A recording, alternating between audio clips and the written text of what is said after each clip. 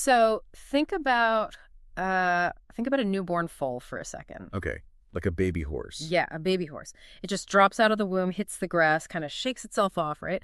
And within maybe an hour, it is standing up. Wobbling around a bit, but yeah. Exactly. And within a few hours, it's walking. By the end of the day, it can literally run alongside its mother to escape a predator. It's pretty incredible when you actually think about it. It is. Now, compare that to a human baby.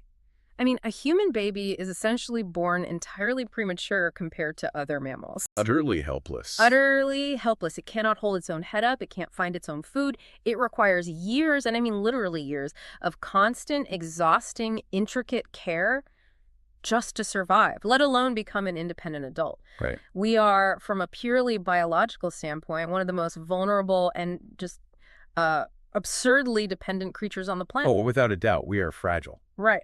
And yet this wildly helpless species somehow managed to build civilization, split the atom, wire the entire globe with supercomputers. Which is quite the leap. It's a massive leap. How did we do that? Usually when we try to answer that, or really when we try to figure out why our modern world feels so profoundly broken right now, we look at humanity like a mechanic looks at an engine. Mm-hmm. We assume there is a broken part. We say, oh, human nature is just fundamentally greedy, or, that specific economic policy is a dead spark plug.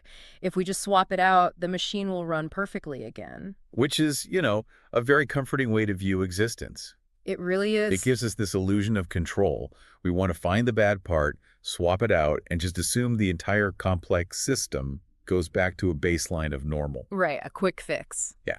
But if there's anything we have learned from studying human systems, it's that we are no mechanical engines at all. Yeah. I mean, you try to swap out a bad habit in your personal life, or a government tries to force a new policy, and suddenly everything else shifts around it. In completely unpredictable ways. Unpredictable and often highly destructive ways, yes. So, if we aren't machines, what are we?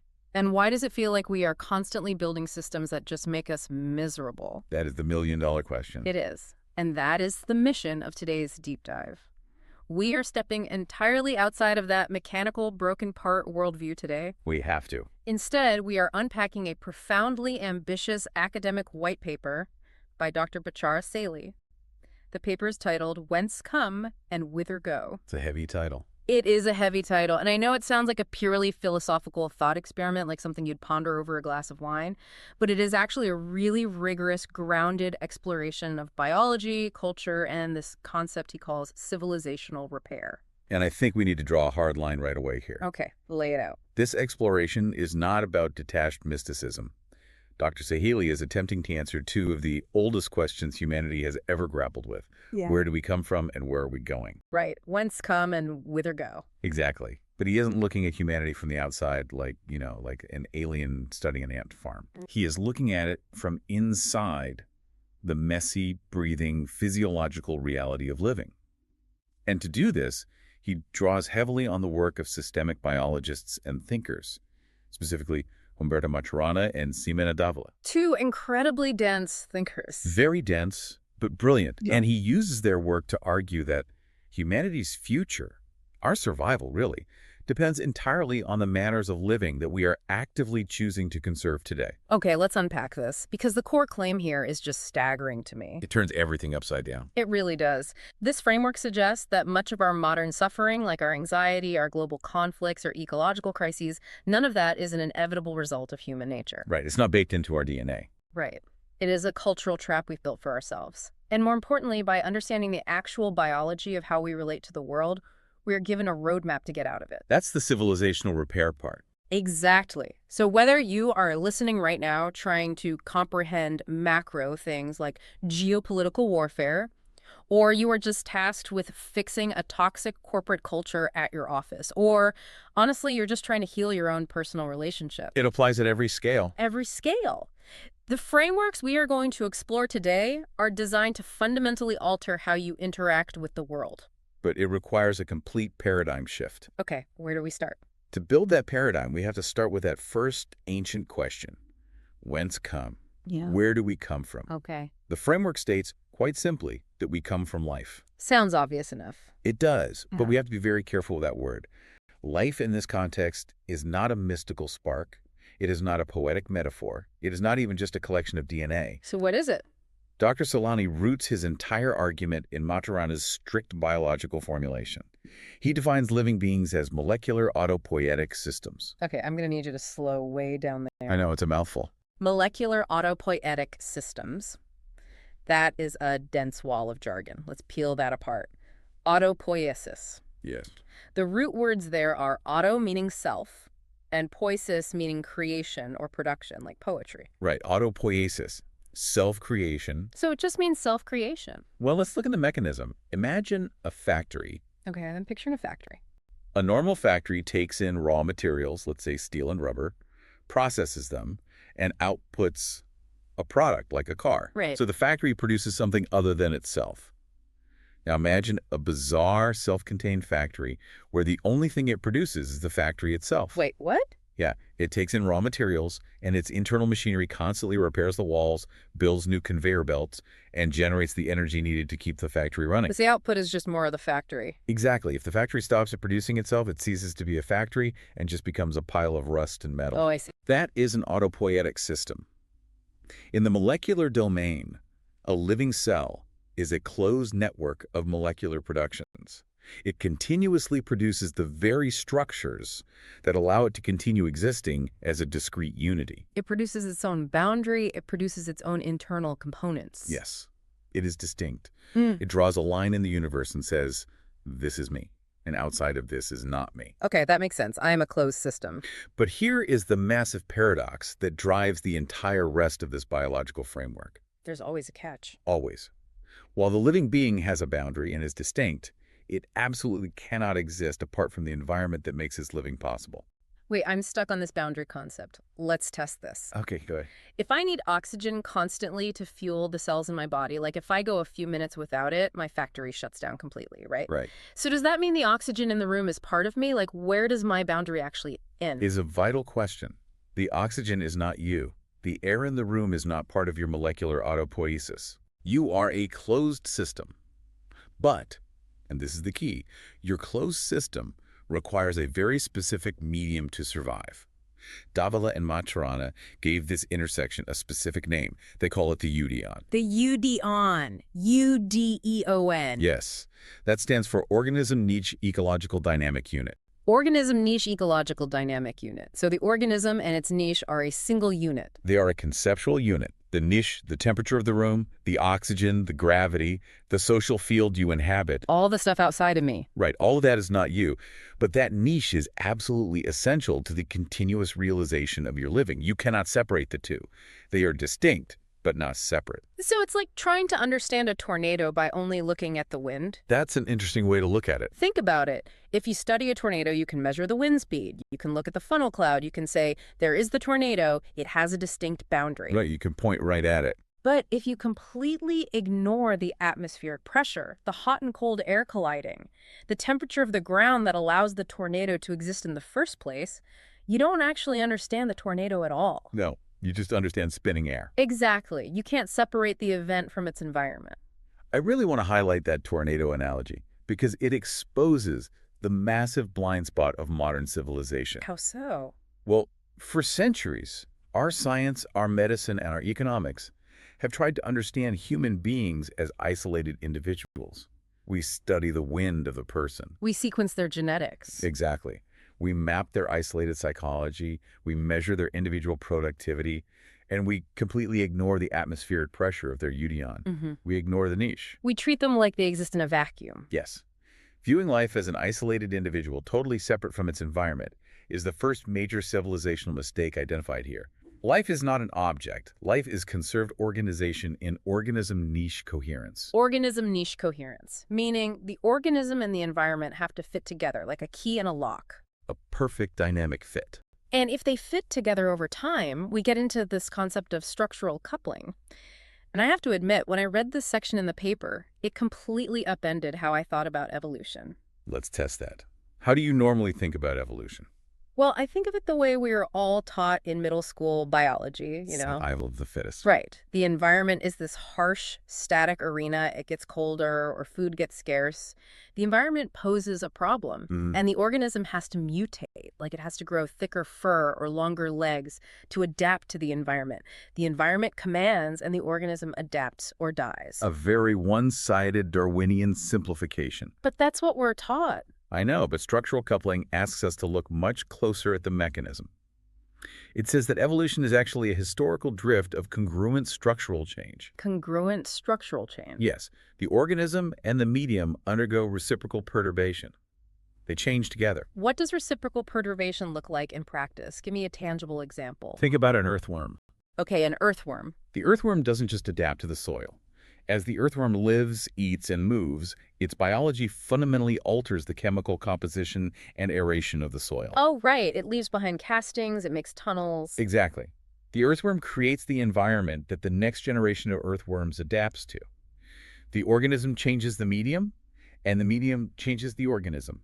It's a mutual dance of co-creation. It's a continuous loop. We aren't just reacting to a dead world, we are mutually shaping each other. Which leads to a really crucial realization. In this evolutionary dance, what exactly is being passed down from generation to generation? I would assume genes. It is not merely organisms, and it is not merely genes. A living lineage conserves a manner of living. We inherit a specific way of structurally coupling with our world. We inherit a manner of living. Okay, if we take that as our baseline, that a species is defined by the specific manner of living it conserves, then we have to ask the big question. What made us human? Right. What was the specific manner of living that birthed humanity? This is where we move from pure cellular physiology into relational biology. The messy stuff. A very messy stuff. If you ask the average person what made humans dominant, you usually get a story about aggression. Yeah, of course.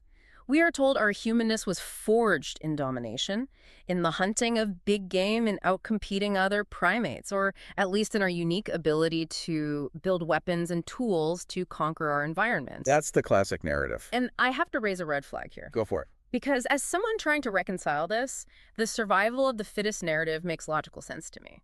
Our ancestors survived ice ages, they survived saber-toothed tigers, they survived famines. You don't survive a harsh prehistoric world just by being nice. Oh. But this framework, drawing on Maturana and researcher Gerda Verden-Zöller, argues that humanness didn't arise from aggression. It claims it arose in love, play, and languaging. And frankly, are we really saying tenderness made us human? This sounds like poetry, not biology. I completely understand the skepticism. It sounds like, wishful thinking. A bit overly optimistic, yeah. But it is deeply grounded in physiological observation. Let's go back to your opening example about the newborn foal versus the human baby. Okay. Gerda Verden-Zöller spent years studying early mother-child dynamics, specifically looking at that intense vulnerability. That prolonged childhood, which is called neoteny, is the biological key. Neoteny. Yes. Because human infants are utterly helpless for years, our ancestors were forced into a manner of living that required constant, intimate coordination just to keep the offspring alive. Right, because you can't just drop the baby and go hunt alone. You can't. You have to carry it, feed it, protect it for years. So you need a tribe to support you. Yes. And what Verden-Zöller observed is that the human self does not begin as an isolated, calculating point of consciousness. The self is a relational achievement. A relational achievement. I like that phrasing. In that extended intimacy, born from touch and food sharing, our ancestors developed an incredibly complex, recursive coordination of doings and emotions. They had to constantly signal to each other, read each other's physiological states, and play. So the extreme vulnerability of our babies forced us to coordinate. And that constant, nuanced coordination of actions and emotions is the biological root of what we eventually call language. Precisely. But notice the shift here. Language didn't evolve simply as a tactical tool to point at a mammoth and say, kill that. Right. It evolved as a way of living together. It evolved from play and intimate coordination. Yeah. And at the absolute core of this relational dynamic is the concept of love. Okay, but we have to be careful with that word. Oh, very careful. We have to strip away centuries of romantic cinematic baggage from that word. It's not a rom-com. No, definitely not. What a Maturana defines love not as a soft sentimentality or a grand passion. Biologically, love is the relational domain where the other is accepted as legitimate in coexistence. Let me make sure I understand that. Accepted as legitimate in coexistence, that means I am not trying to change you. Right. I am not demanding that you perform a certain way to earn your space next to me. I simply accept your existence as valid alongside mine. That is the strict biological definition. Without that specific relational domain, without the ability to accept another without demanding they serve a transactional purpose, our large brains would have just made us highly efficient, solitary predators. We'll just be really smart sociopaths. Pretty much. But because our biology was structurally coupled with this intimate extended care, love became the defining condition of our humanness. It is the relational space that allows our physical bodies to realize themselves. Wow. Which brings us to a foundational concept introduced by Dávila and Maturana. They call it cultural biology. And we need to pay very close attention to the fact that they spell it with a hyphen. Cultural biology. The hyphen connects the two words. Why is punctuation so critical here? Because that hyphen marks a distinction without a separation. It is the UDEON applied to our social reality. Okay, break that down. Conceptually, we can distinguish between biology and culture. We could talk about the nervous system, hormones, and cellular repair over here. That's the biology. And we can talk about cultural norms, religious beliefs, and economic expectations over there. That's the culture. But existentially, in a living human being, they are inseparable. Your culture enters your biology. Here's where it gets really interesting, because the paper introduces Ximena Dávila's concept of culture as the second womb. A very powerful metaphor. It is, because we are all born from a mother's biological womb, obviously, but the second we take our first breath, we are dropped into a cultural womb. And this cultural womb is preloaded with distinctions. It already has rules about what is good, what is bad, what success looks like, who is considered worthy, and who is considered disposable. Yes. And we absorb this wound long before our brains have the capacity to use language or reflect on what is happening to us. This is perhaps Dávila's most profound discovery regarding human suffering. As a systemic family therapist, she realized that much of the deep, intractable pain humans carry is not a biological malfunction. It's not a broken spark plug. Exactly. It is culturally generated. Think about a child born into a culture, a second womb, that explicitly conserves the distinction that human worth is directly tied to economic productivity or academic perfection. But the child doesn't inherently know that. They aren't born with the biological drive to get an A on a math test. No, of course not. But the cultural womb constantly reinforces it.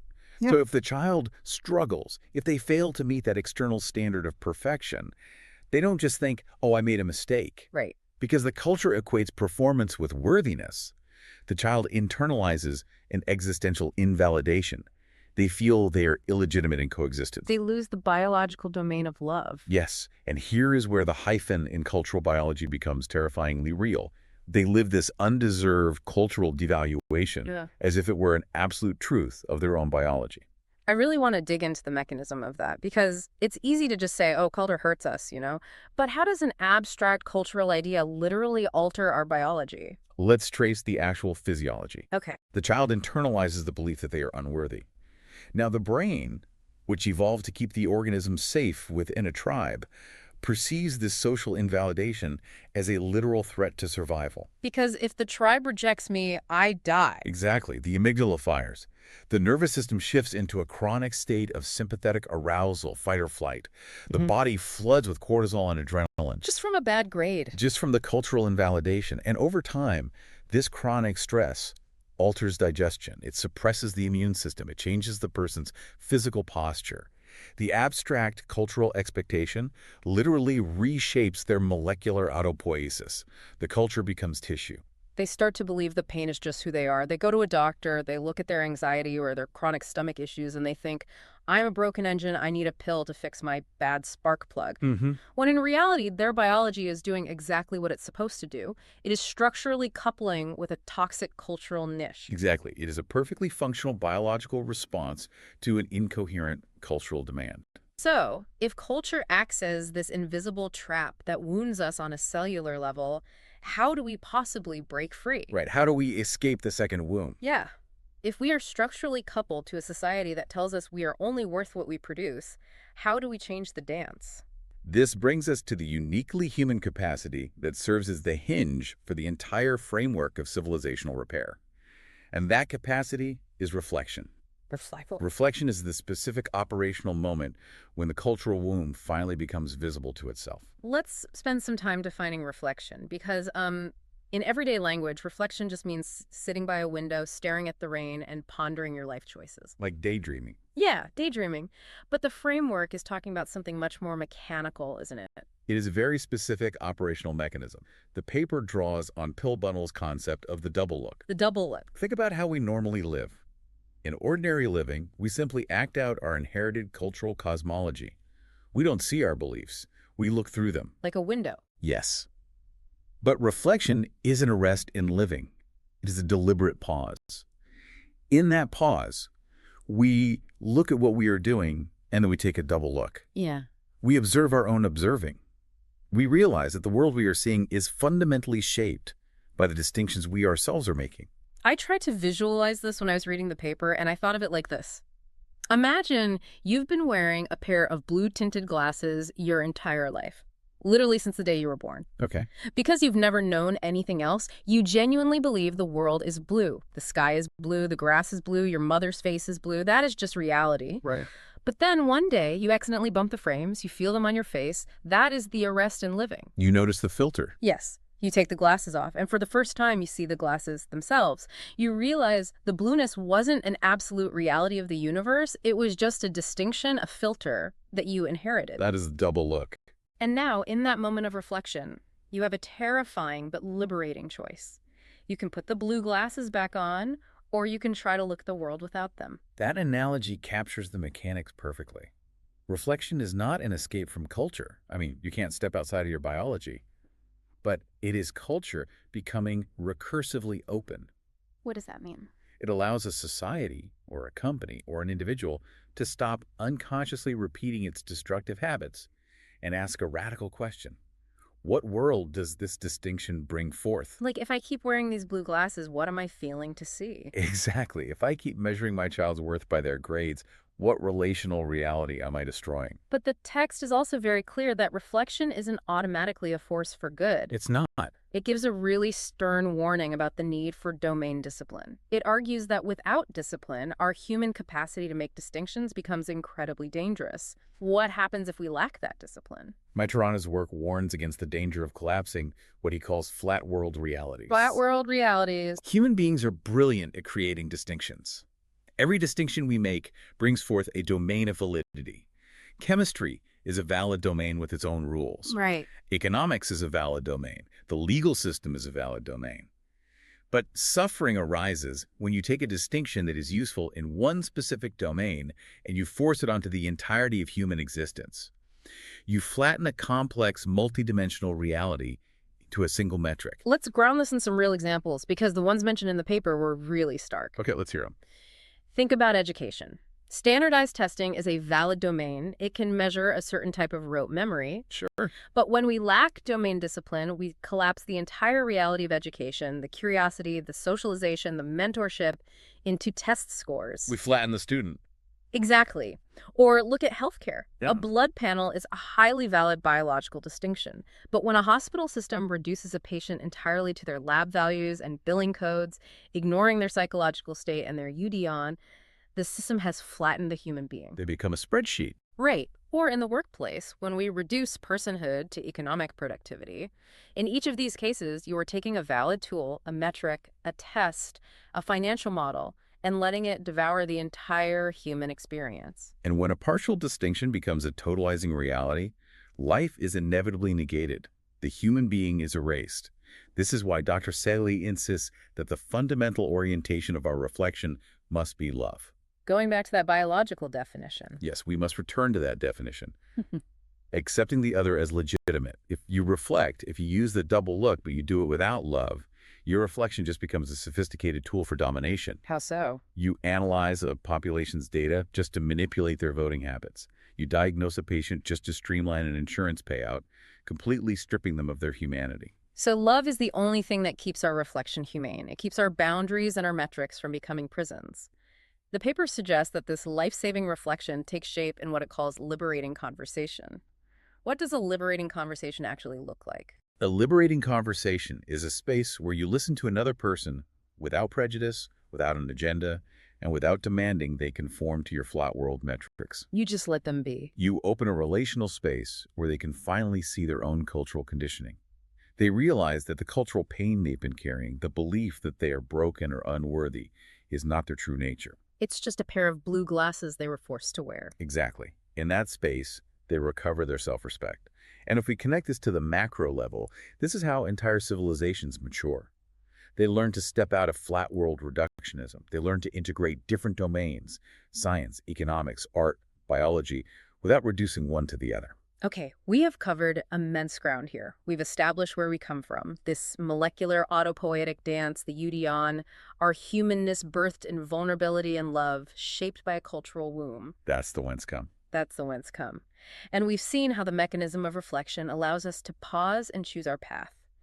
Now, we must pivot to the second half of the paper. We have to answer the second ancient question. Whither go? Whither go? Where are we as a global civilization actually heading right now? The paper introduces the answer with a premise that is simultaneously chilling and deeply empowering. Lay it on me. It states, we go toward what we conserve. Hope does not determine our future. Conservation does. Wow. I need to pause on that sentence. Hope does not determine the future. Conservation does. That cuts right through so much of our political and social rhetoric. It really does. You can hope for world peace all you want. You can give speeches about it, write songs about it. But if your daily actions, your budgets, and your institutions are actively conserving fear and division, you are heading toward war. The hope is irrelevant. The conservation is destiny. That is the hard systemic truth. A lineage, a species, or a civilization only continues as long as a specific manner of living is conserved. So if we want to know where humanity is going, we cannot listen to what our leaders hope for. We have to look at what our institutions, our economies, and our politics are operationally conserving every single day. And when Dr. Sahely runs this diagnostic on our modern world, he identifies 4 major civilizational traps that humanity is currently stuck in. 4 traps. Yes. He defines these traps as necessary distinctions that have become completely blind to the life they were originally meant to protect. Okay, before we dive into the mechanics of these 4 traps, I want to be very explicit with you, the listener. As we unpack the geopolitical, financial, and sometimes religious elements of these next sections, we are maintaining strict neutrality. Absolutely. Our mission today is to dissect the systemic architecture of these traps. We are not endorsing any political ideology. We are not taking sides in historical debates or current global conflicts. We are looking purely at the underlying mechanisms of how human systems trap themselves. An essential disclaimer, because these traps operate at the most volatile intersections of human society. Let's examine trap 1, the Thucydides trap. The Thucydides trap. Dr. Sahely defines this as security conserved as fear. Okay, traditionally, the Thucydides trap is a term from political science. It refers to the historian Thucydides, who observed the Peloponnesian War. The basic idea is that when a rising power threatens to displace an established power, conflict is almost inevitable. Yes, that is the traditional structural view. But Dr. Sahely deepens the analysis significantly. How so? He argues that the true trap is not merely the geopolitical rivalry or the shifting of borders. The real trap is the conservation of a specific relational paradigm, a security model where fear becomes the master distinction. Okay, let's look at the mechanism of that. A state makes a valid distinction. We need to secure our borders to protect our people. That's a totally normal, life-coherent goal. It is.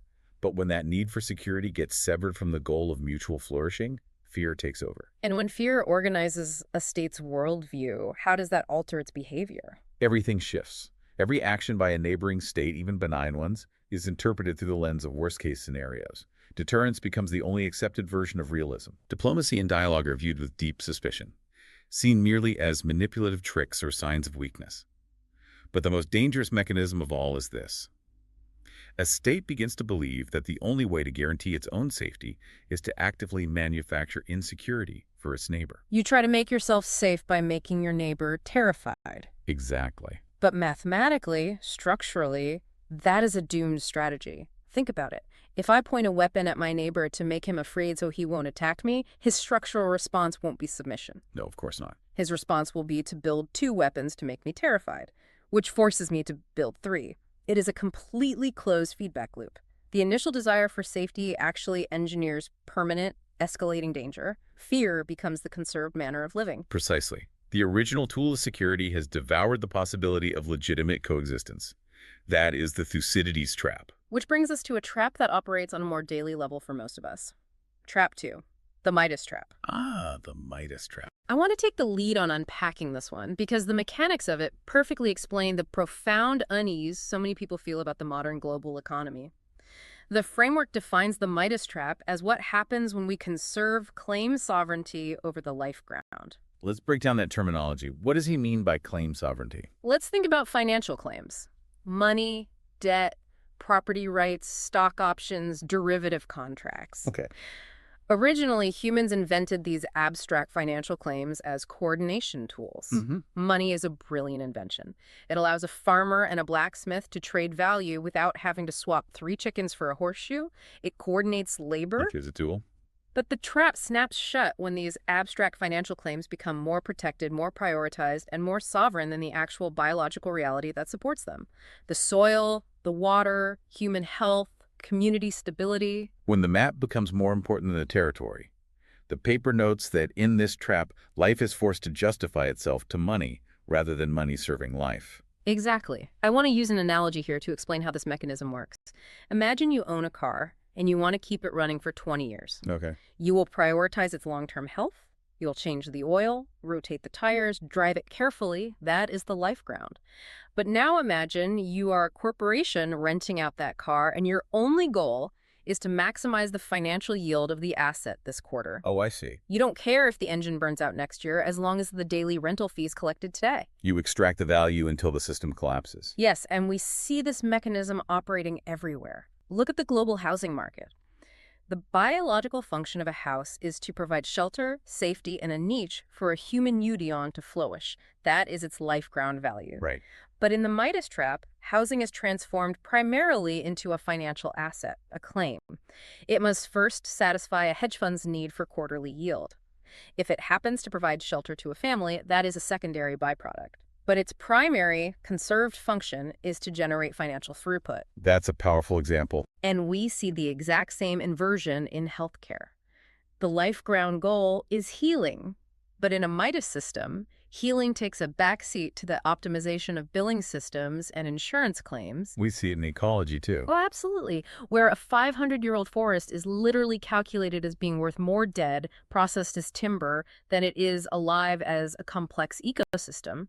We have let the abstract financial tool become the absolute master of our biological reality. It perfectly mirrors the tragedy of King Midas. Right, the guy who wished everything he touched would turn to gold. Yes. He celebrated until he tried to eat, and his food turned to metal. He starved to death, surrounded by financial abstraction. We are structurally starving our ecosystems and our social fabrics because our institutions demand they be turned into capital. Wow. Which leads us to trap 3, sacred insecurity.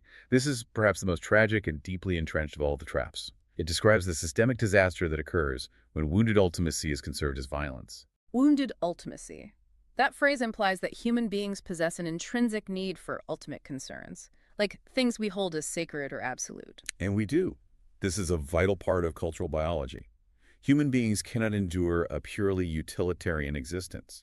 We organize our relational domains around ultimate concerns. Like what? This could be a concept of the divine, a profound historical connection to a specific geography, a fiercely protected national identity, or the sacred memory of ancestors. So things that give us deep meaning. Right. In themselves, these are profoundly meaningful distinctions that provide social cohesion. But the trap mechanism engages when these finite, sacred concerns become inextricably fused with collective trauma, historical grief, and a rigid demand for absolute purity. So the sacred identity gets infected by a historical wound. The trauma becomes part of the religion or the national mythos. Yes. And when wounded ultimacy becomes the conserved manner of living, the entire landscape of human interaction changes. Suddenly, compromise is no longer viewed as a pragmatic political necessity. Compromise is framed as a profound moral betrayal. Because you're betraying the sacred. Exactly.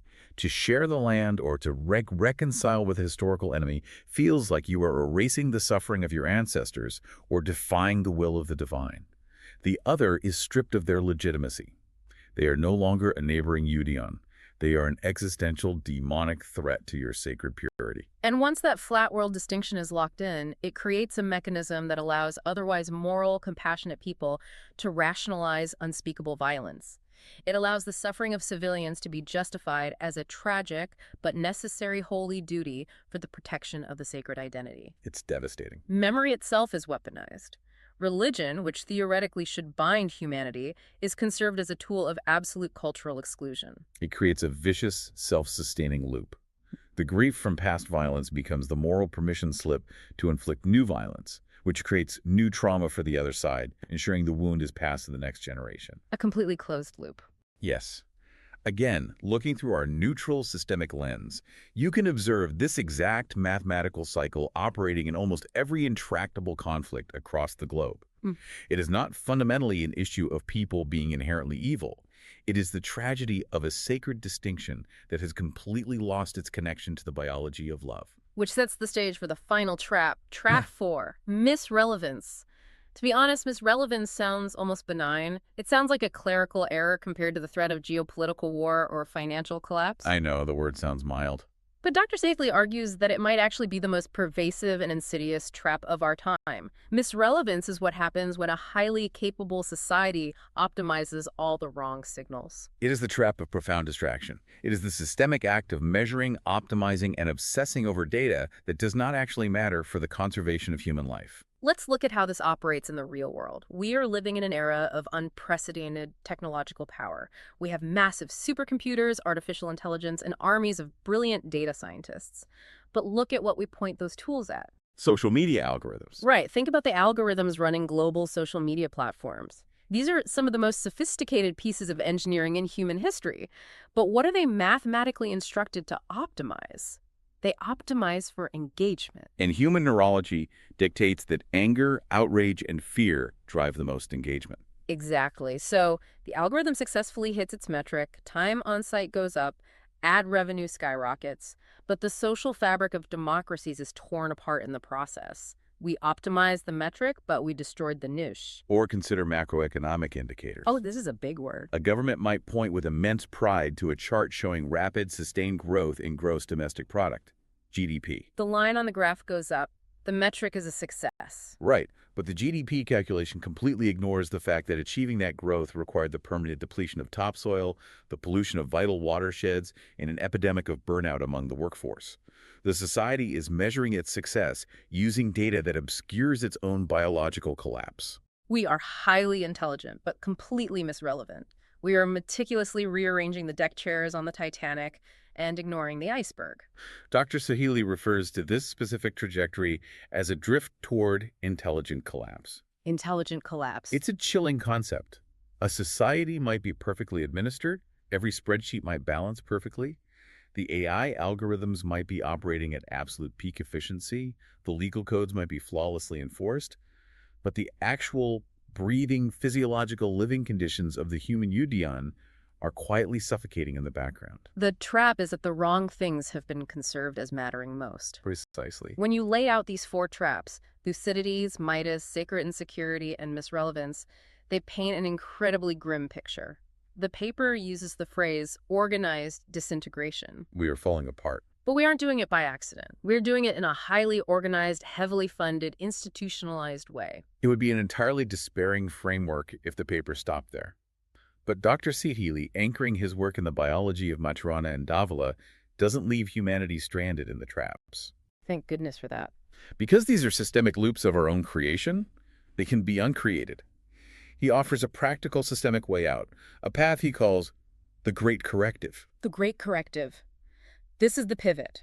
We are moving from diagnosing the terminal illness to discussing the prescription. How do we actually escape the momentum of organized disintegration? Escaping the traps requires a shift in our manner of living. Specifically, it requires the conscious, disciplined conservation of what he calls life-coherent distinctions. Let's break that down. We know that as languaging humans, we can't stop making distinctions. We have to draw boundaries. We need laws, we need money, we need scientific metrics, we need borders. We do. So how do we make a distinction life-coherent? A life-coherent distinction is a tool that operates in service of the UDEON. It is a distinction that reveals a truth without reducing the complexity of the whole.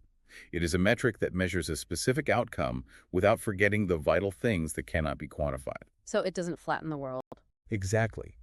It is a political boundary that secures safety without imposing permanent structural insecurity on the neighbor across the line.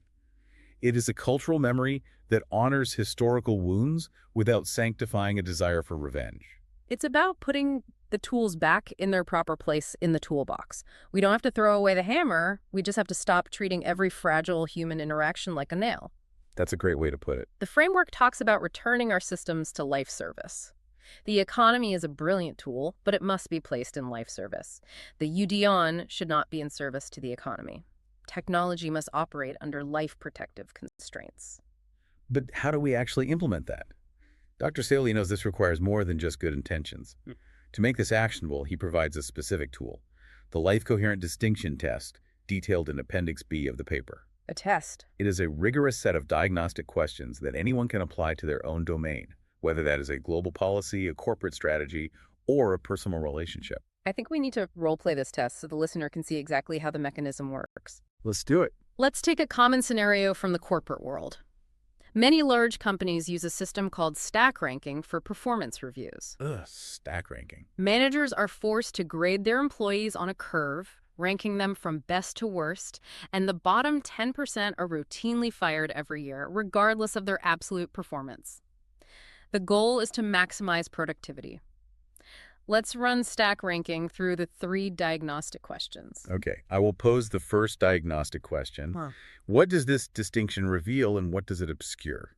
Okay, if I am the manager, stack ranking reveals exactly who generated the most direct revenue this quarter. It highlights individual throughput. And what does it obscure? It completely blinds me to the collaborative health of the team. It obscures the employee who spent hours mentoring a new hire because mentorship doesn't show up on their individual sales quota. Right.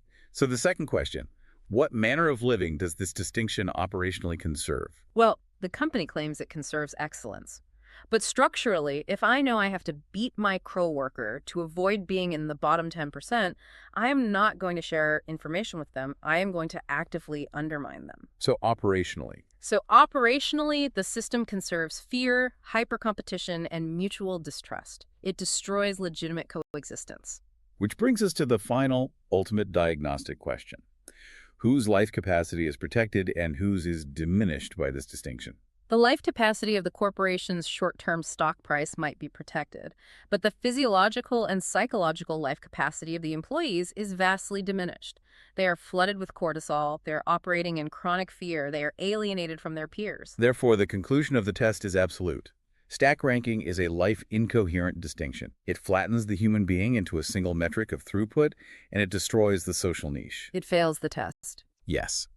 If a company wants to escape intelligent collapse, that policy must be revised, restrained, or entirely abandoned. This is what returning to life service looks like in practice. It is the operational, systemic form of love. You know, by running that test, you realize how liberating this entire framework actually is. It removes the paralyzing burden of moral blame. So often, we look at a toxic workplace or a broken political system, and we just throw our hands up and think, people are just inherently bad. Humans are naturally greedy and violent. But they aren't. No. This paper reframes our biggest crises not as the inevitable failings of evil individuals, but as systemic loops. They are inherited, flat world distinctions that we simply need to stop conserving. We aren't broken engines waiting to be scrapped. We are living unities caught in a toxic dance. And because it's a dance, we have the capacity to change the steps. That realization is the very essence of reflective choice. We are not passive victims of the universe. We're the active generators of the worlds we live in. We don't need to be infallible gods to fix our civilization, but we do need to be fiercely, rigorously conscious of what manners of living we are choosing to conserve. To synthesize this incredible deep dive, let's look at the immense arc Dr. Sahely's paper, Whence Come and Whither Go, has taken us on. It is a journey from the microscopic origins of our biology to the macro future of our species. We answered whence come. We come from living relation. We emerge from the UDEON, the inseparable, continuous bond between the autopoietic organism and its niche. We are the result of an evolutionary structural coupling that prioritized neoteny, mother-child play, intimate languaging, and the biology of love. We are born into a cultural second womb that permeates our very physiology, shaping our nervous systems with distinctions long before we can even speak. But through the profound power of reflection, that double look, the moment we realize we are wearing the blue-tinted glasses, we can see the cultural traps that are suffocating us. we can see how we've let structural fear dictate our security paradigms.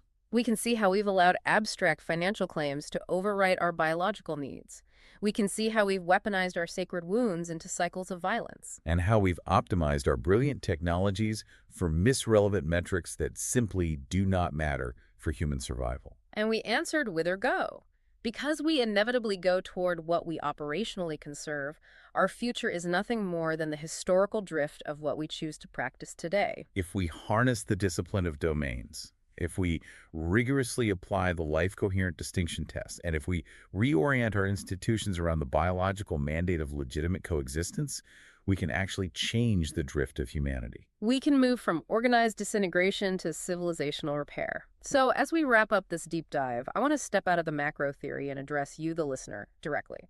Take a hard, reflective look at your own daily life right now. Examine your personal metrics for success. Are they rooted in life coherence? Or are you trapped in your own personal Midas trap, treating your body like a rental car, valuing your financial output over your long-term physical and mental UDEON? Are you stuck in a misrelevance loop? Yeah, measuring your worth by the amount of digital engagement you get instead of the actual grounded connection you bring to your local community?